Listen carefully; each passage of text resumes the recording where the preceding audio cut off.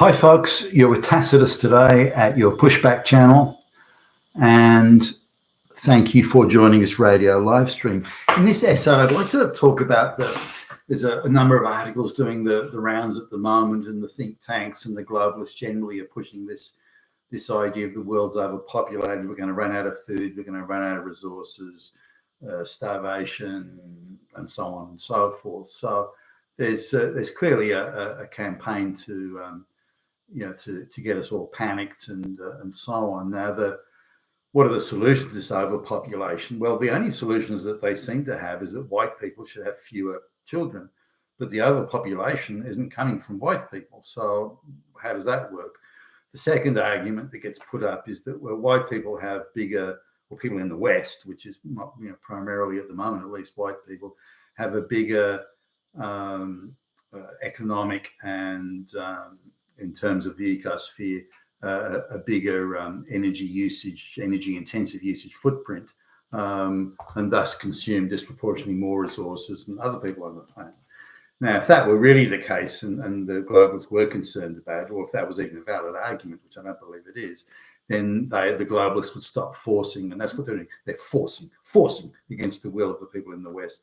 They're forcing mass migration of peasants, the third world peasants that do have a very small, on a relative basis, small footprint, energy usage footprint, and forcing them into the West, and where they have a much larger energy footprint. So if the energy per capita energy usage was an issue, then they certainly wouldn't be doing that. So we can dismiss that argument out of hand. The third thing, I guess, to be most aware of is that the areas where, and the globalists claim, well, there's people dying of starvation, there's babies that are dying from lack of nutrition and all this sort of thing, and they use little pictures of little babies to try and whip up the emotion in it all. That's all happening in basket case countries where they're already outrageously overpopulated, and where the peasants, at the first tiniest sign of increased prosperity or food supply, they procreate like mad. So it's happening in those areas, the food shortages and the starvations.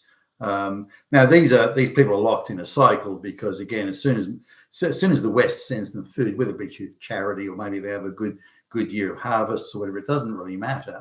As soon as that food appears, they procreate. Now, in many of these cultures, not all, but many of them, one woman can have multiple sexual partners, and that's considered to be quite acceptable. So one woman can have 10 children, and that's not unusual by 10 different men. So they also come from fairly communist, as in everybody shares everything type societies that live hand to mouth, pretty much as hunter-gatherers, or not much more sophisticated than that.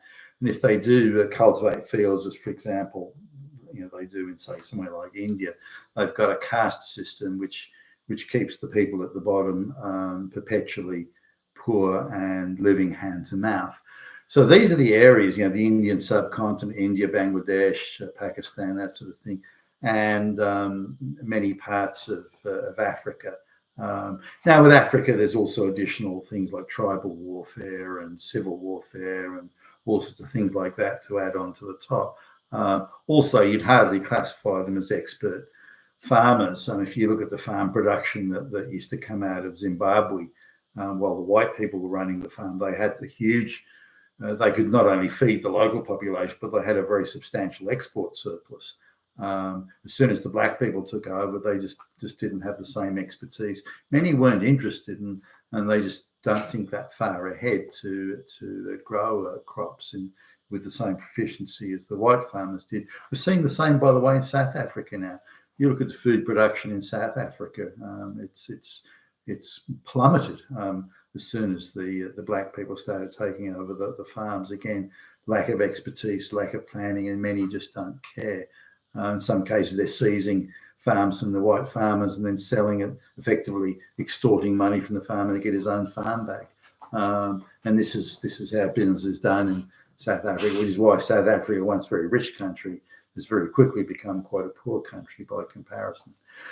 But anyway, coming back to this idea of is the world overpopulated, and will it reach a point where, in the United Nations and various other globalist controlled think tanks are saying in 20 years time, 30 years time, the population of the world will be so large that we just won't be able to feed everybody, and it's going to turn into a catastrophe. Now, there are a number of arguments to address that. One is, well, firstly, it's not an issue of not enough food. It's an issue of not enough food in the places where population growth is running riot and it's out of control.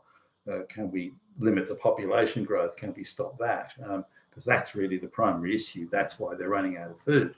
I mean, if you go back to, say, Ethiopia during the days of the famine, and there was a lot of aid was being sent to Ethiopia, Western aid, things like grain and meal and this sort of stuff, and medical care and so, and every sort of virtue signaling organisation on the planet was rushing over there to do whatever they could. So the child mortality rate fell. Because of the food supply, the local population began to procreate like crazy, and within 20 years, their population more than doubled. Now, this is in an area that can't sustain, even if the farming was going well, and there weren't any civil wars or droughts or anything going wrong. They still don't have enough arable land and farms to produce enough food to feed that many people. So we've got a situation where a number of land masses around the world, again, the Indian subcontinent, many parts of Africa, have a population that's too large for the area to produce enough food to feed the people. And that's even with them eating crickets and the like. They just don't produce enough food. So to sustain the size of the population they've got. So something has to give. Either the nation, these dirt poor basket case nation states, either they're failed states, let's call them what they are, either they have to produce enough money that they can go and buy food on the open international market, and they're too poor to do that. Or they rely on aid, but the more aid they get, the more they procreate and the bigger the population becomes, which means they need then more aid again. So it spirals out of control very quickly there. Or there has to be population control, or we accept natural disasters and how it used to be throughout history.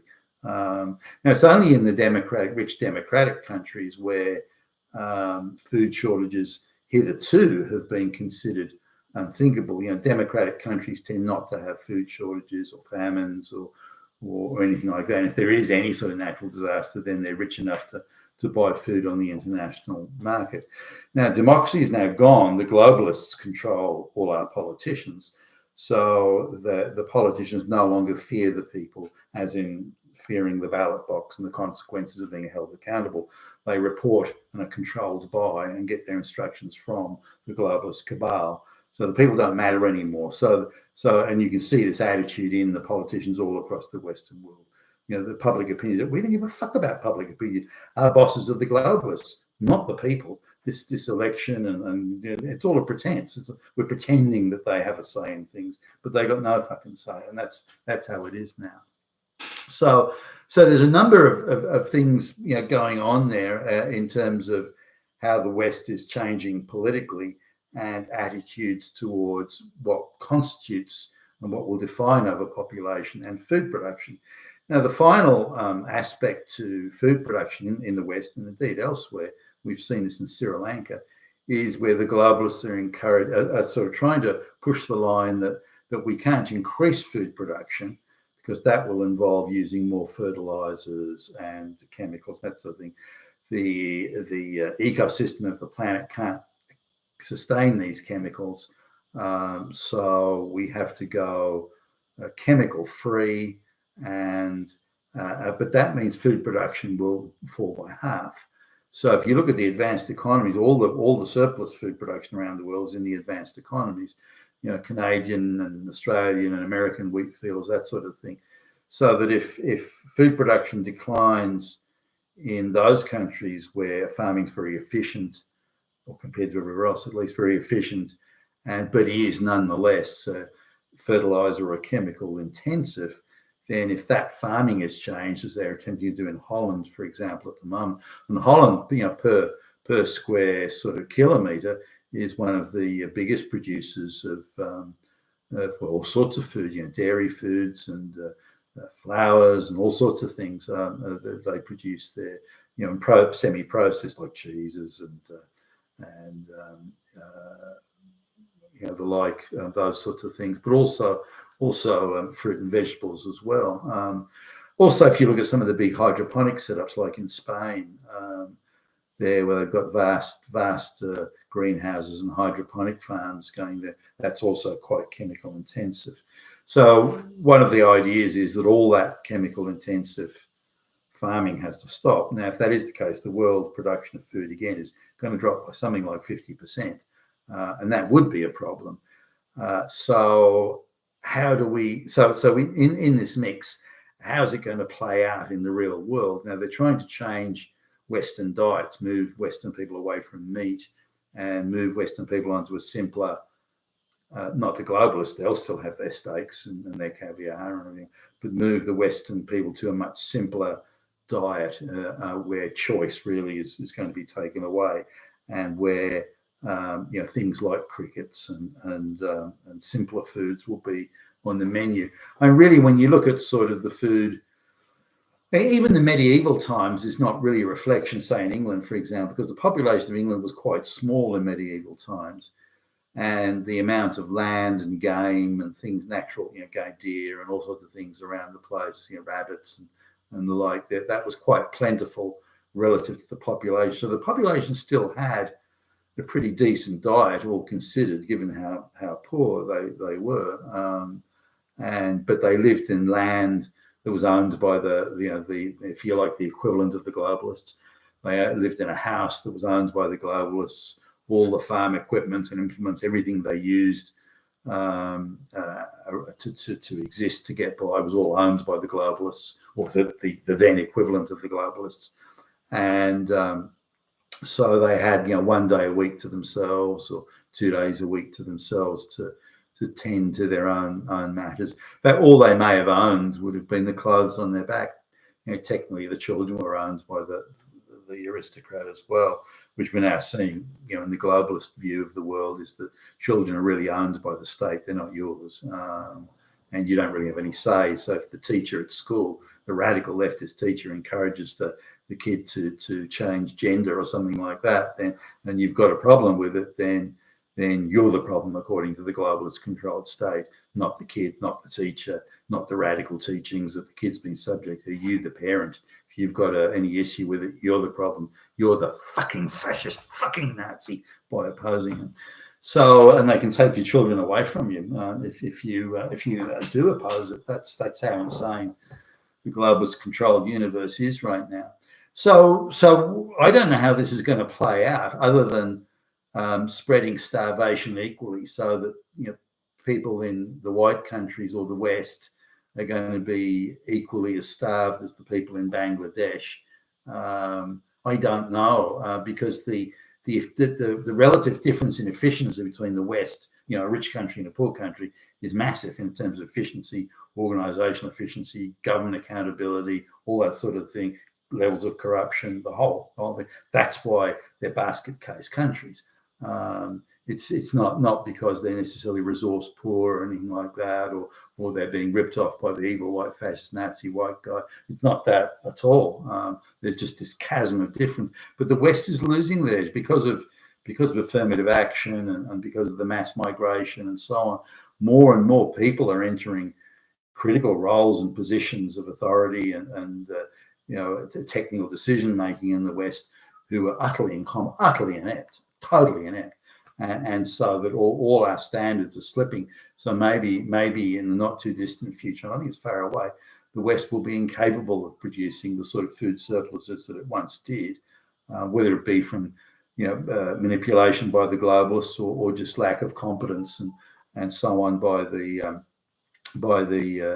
third world people who will be elevated into positions of authority, or even the minorities. Like most white women that I come across in the public service and elsewhere, they're completely unqualified. They can't do the job. So they've been affirmative actioned into the roles.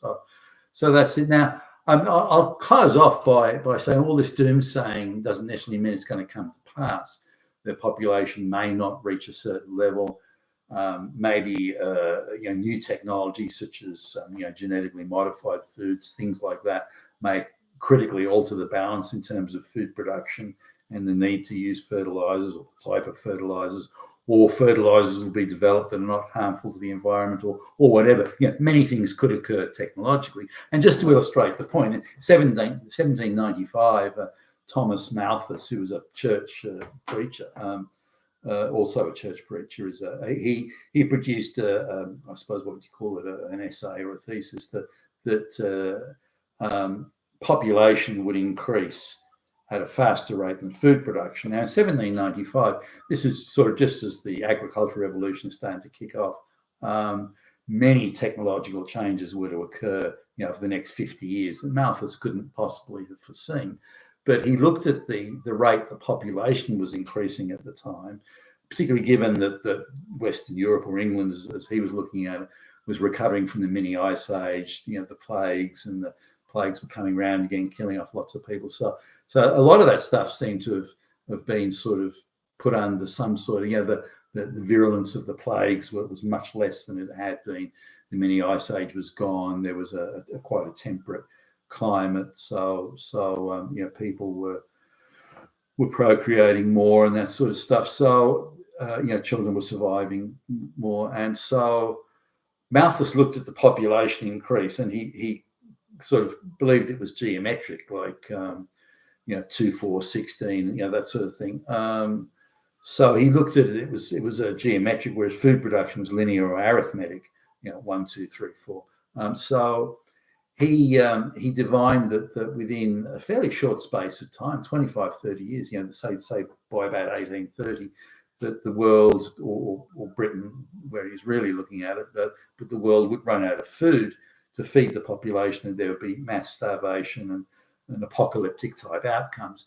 Now, a lot of things changed, and technologically, the steam train came along. There were many changes in technology for agriculture and agricultural production. There were improvement in canals, very much so in Britain. The canals as a transport network. The roads were improved, the turnpikes, and all sorts of things to occur, which were not only to change technologically, but to have wide-ranging economic effects as well. So when, for example, the canals, and then particularly when the steam train came along, it meant that a farmer that maybe only tilling, say, 50% of his land, because he can only sell to the local market, because it takes so long to get his produce to and it could be anything, meat or fruit and vegetables. It takes such a long time to get his produce to a major market that he only produces for the local market. The stuff will spoil because it's on the road for too long, or whatever, to get from, say, wherever he is to sort of like a major market, like a city or London or something like that. So there was no point in trying to send that. Also, even in winter, where the roads were typically the worst, where there's a lot of ice in the canals, that sort of thing, if he tried to send his produce a good distance, especially by horse and cart, half the load had to be the fodder for the oxen or the horses that were drawing the carts. So that meant you could only send a certain amount. So if any of that spoiled, then it became non-economic to do that. So what happened with the improvement of the net, particularly with rail, that was really the big game changer, is that a farmer that was 100 miles, 200 miles away from London could put all his fields under cultivation and sell his produce in the bigger cities or bigger population centres. Even a farmer in Scotland, for example, could send his stuff by rail by 600 or 700 miles and have it arrive the next day. And as the 1880s, 1890s came on, refrigeration became a thing, and transporting and freezing things like meat and the like, then Australian beef and New Zealand lamb could be sent to the markets in England.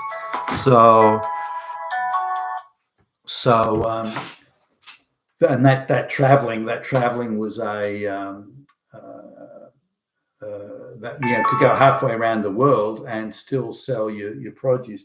So technology changed a whole lot of things. We might see those same changes in technology. I think the globalists are putting the squeeze on us. I think they're trying to reduce Western living standards and make less food available and double the price of it at the same time, but not through any organic means. It's all going to be artificially imposed on us. And I think we need to organise to fight back against that straight away. You've been Tacitus today, your pushback channel. Thank you for listening.